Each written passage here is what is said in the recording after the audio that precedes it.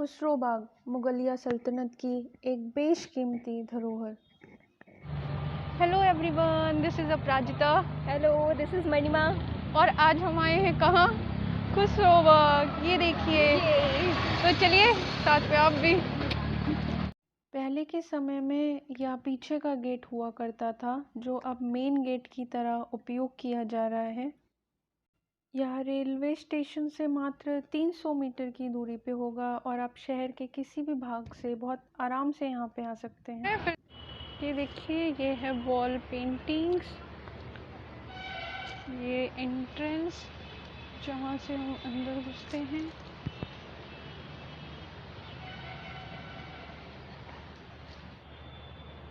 तो ये है की प्लान ऑफ खुसरो बाग। इसमें आप देख सकते हैं टॉम के साथ साथ यहाँ अमरूद, आम और लीची के बाग हैं। इसे अब राष्ट्रीय उद्यान का दर्जा दिया गया है। यहाँ पर अब फूलों की खेती भी होती है। खुलने का समय है सूर्योदय, बंद होने का समय है सूर्यास्त। और आप यहाँ से कुछ भी तोड़ नहीं सकते हैं, वरना आप पे 1000 रुपये का जुर्माना लगेगा। ये बाग कहानी बयां करता है एक बागी शहजादे खुसरो की। ये बाग कहानी बयां करता है 1857 में हुई क्रांति का, जब सिपाही विद्रोह हुआ था और मौलाना लियाकत अली जी ने यहाँ से उसका नेतृत्व किया था। यहाँ मुग़ल बादशाह जहांगीर के ख़ानदान के 3 हस्तियों की आरामगाह यानी कि उनका मकबरा है। मनमा, वेट लेना है अपना? नाप के देख लो।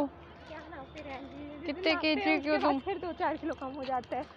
ये मेन एंट्रेंस है जहाँ से हम अंदर की तरफ जाते हैं। बहुत ही खूबसूरत सा नज़ारा। तो मनमा, तुम यहाँ पहले बार आ रही हो या फर्स्ट टाइम आ रही हो? पर हम यहाँ पे आ चुके हैं। जब हम लोग बीएससी में थे तो हम लोग अक्सर आते थे यहाँ पे। तब से ये अब बहुत चेंज हो गया है। हाँ, चीज़ तो अच्छी जगह है। जल ही जीवन है, जल है तो कल है, इसलिए कृपया जल की बर्बादी ना करें। तो अभी हम मकबरे की तरफ ना जाके नर्सरी की तरफ मुड़ गए हैं। जैसा कि आप जानते हैं कि इलाहाबाद, प्रयागराज अमरूदों के लिए बहुत ही फेमस है, लाल अमरूदों के लिए। तो यहाँ पे अमरूद के बाग हैं, अमरूद की खेती भी की जाती है। ये देखिए, यहाँ पे गार्डनिंग का काम भी होता है। और यहाँ पे छोटे छोटे जो पौधे हैं आप देख सकते हैं, ये इस तरह से इनको इमैस्कुलेशन करके लगाया जाता है। जो साइंस के, बायोलॉजी के स्टूडेंट हैं वो समझते होंगे ये टर्म।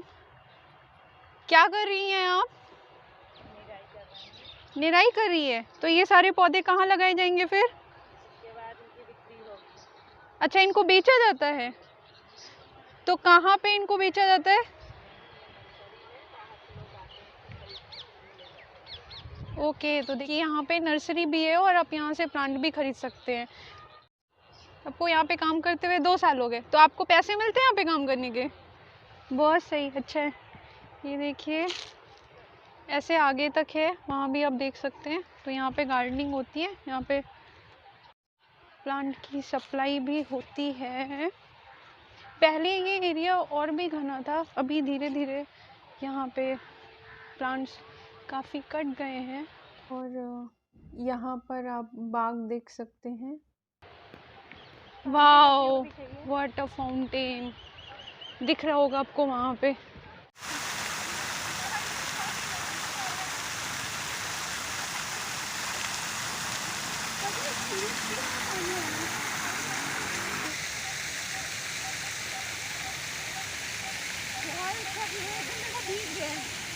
ये हम लोग थोड़ी मस्ती करते हुए, पानी की बूंदें बिल्कुल तरोताज़ा कर देती हैं आपको। तो आइए आपको किसी से मिलवाते हैं। रुको, लेके आते हैं। Hello, What's your name? Come here, come here, come here, come here. अरे तुम खेल रहे हो, चल चुप। बाल मत, आओ सेकंड करो। ये क्या नाम है तुम्हारा? छोटू? काटना नहीं है, काटता नहीं है ये। चलो दो। हाँ हाँ हाँ, छोटू छोटू, चलो। ये देखिए, ये हम बढ़ रहे हैं नर्सरी की तरफ।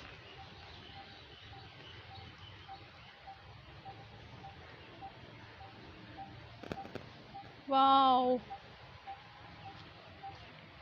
सूरजमुखी।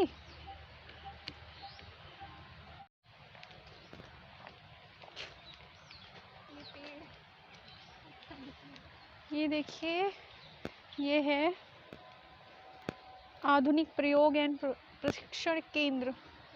यहाँ पे नर्सरी भी है जहाँ से आप आके प्लांट खरीद सकते हैं।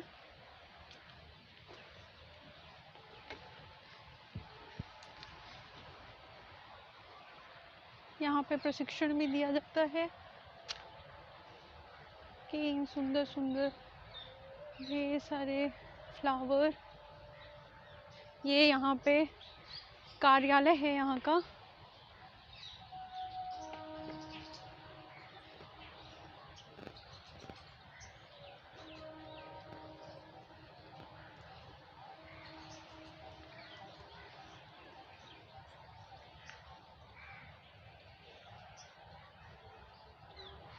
आई थिंक ये ओरिजिनल अशोक है, क्योंकि हाइब्रिड अशोक के पेड़ों की लंबाई ज़्यादा होती है।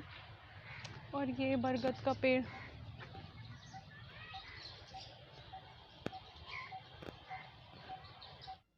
अब यहाँ से हम आगे बढ़ रहे हैं मकबरे की तरफ। ये देखिए, अब यहाँ से मकबरे के लिए एंट्रेंस है।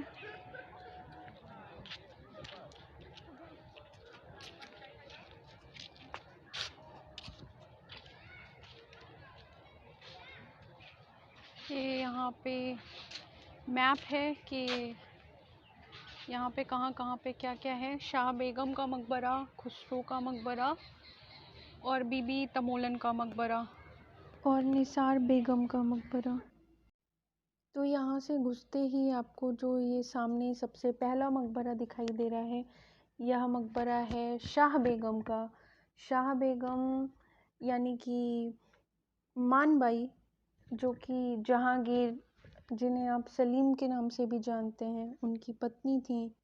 और खुसरो के जन्म के बाद उन्हें शाह बेगम की उपाधि दी गई थी। तो शाह बेगम के मकबरे के बाद सामने निसार बेगम का मकबरा है ये, और उसके पीछे अमीर खुसरो का मकबरा है। तो मनमा कैसा लग रहा है यहाँ के? अच्छा लग रहा है ना?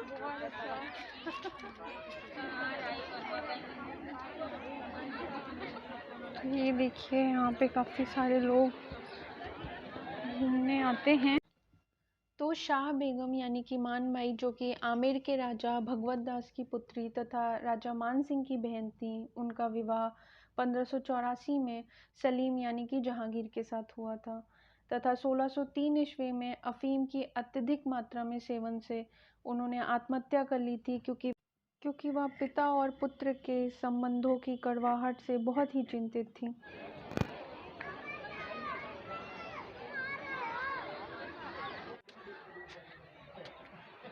ये निसार बेगम का मकबरा है। निसार बेगम, जो कि खुसरो की बहन थी, इस मकबरे का निर्माण 1624 में स्वयं इन्हीं के द्वारा किया गया था। वास्तुशिल्प के लिहाज से यह सबसे ज़्यादा खूबसूरत है। हालांकि ये भीतर से खाली है, इसमें निसार की कब्र नहीं है। स्तंभों की चौकियों के नीचे बने हैं शानदार कमरे, जिनकी छत को पेंटिंग से सजाया गया है। तुम क्या बने हुए हो? हाय, इधर देखो बेटा। यहाँ का प्रवेश द्वार, आसपास के बगीचे तथा सुल्तान बेगम की त्रिस्तरीय मकबरे की डिज़ाइन, इन सभी का श्रेय जाता है आका रजा को, जो कि जहांगीर के दरबारी थे। इस मकबरे से जुड़ी कुछ जानकारी आप सभी के लिए।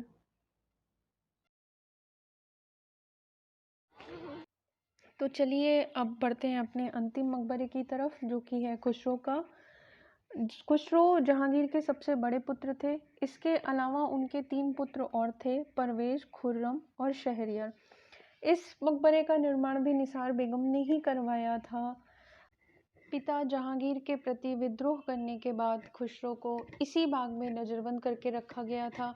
उनकी आंखें फोड़ दी गई थीं।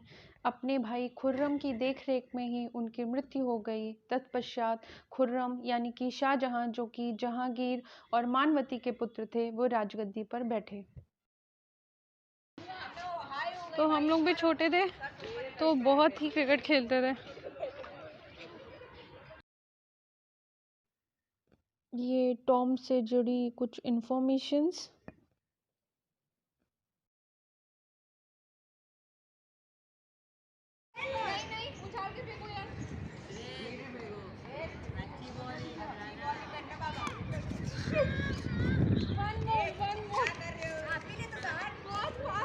कोई स्लो बॉलर नहीं है।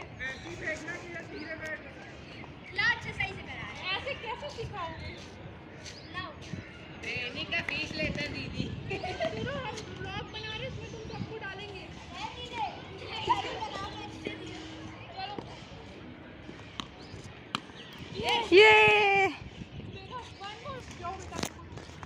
ये बॉलिंग करते हुए अब प्रसादी, ये कौन है? ये बैटिंग कर रहा है।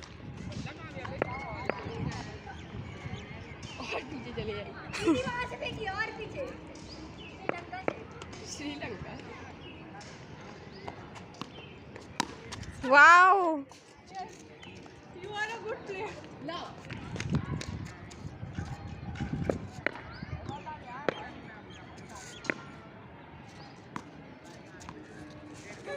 इसका भी मिस हो गया।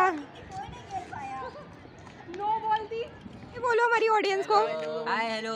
है ये, आ जाओ आ जाओ। लाइक, शेयर और सब्सक्राइब भी कर दें। अपना अपना नाम भी बताते जाओ। मेरा नाम श्रेयांश है। श्रेयांश। मेरा नाम सात्विक है। मेरा नाम सात्विक। ओमकार। ओमकार। मेरा नाम श्रेय। लोग ना वॉल्स पे नाम लिख देते हैं, ठीक है? ये गलत चीज़ है। ये ऐतिहासिक धरोहरों को खराब करते हैं नाम लिख लिख के। यहाँ अंदर जाना अलाउड नहीं है, वरना आप अंदर से भी इस मकबरे की खूबसूरती देख पाते।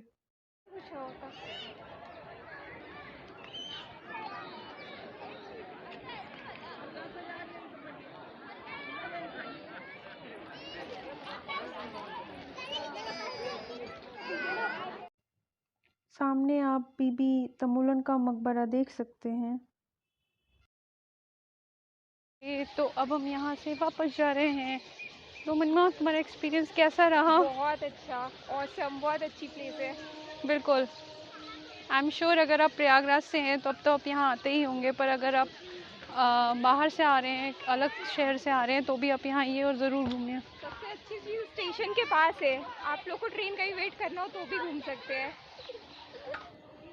बचपन के खुशियों वाला खेल कोई फिर खिला दे, मेरी दौलत ले ले और मुझे बच्चा बना दे।